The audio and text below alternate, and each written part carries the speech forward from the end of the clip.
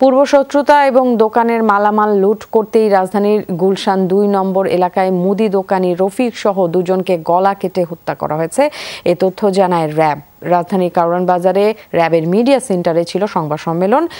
বাহিনীর আইন ও গণমাধ্যম শাখার পরিচালক জানান, নৃশংস হত্যাকাণ্ডের মূল আসামি রুমনকে চট্টগ্রামে হালিশহর থেকে গ্রেফতার করা হয়েছে। তিনি বলেন, দোকান মালিক রফিককে হত্যার দৃশ্য দেখে ফেলায় কর্মচারী কিশোর সাব্বিরকেও মেরে ফেলা হয়। গেল ২৮ সেপ্টেম্বর গুলশান ২ নম্বরে খালি প্লটের একটি মুদি দোকানে নির্মমভাবে দুজনকে হত্যা করা হয়। নিহতরা হলেন ৮০ বছরের মোহাম্মদ রফিক এবং ১৬ বছরের সাব্বির। র্যাব বলছে ২৬ সেপ্টেম্বর মধ্যরাতে তাদের হত্যা করা হয়।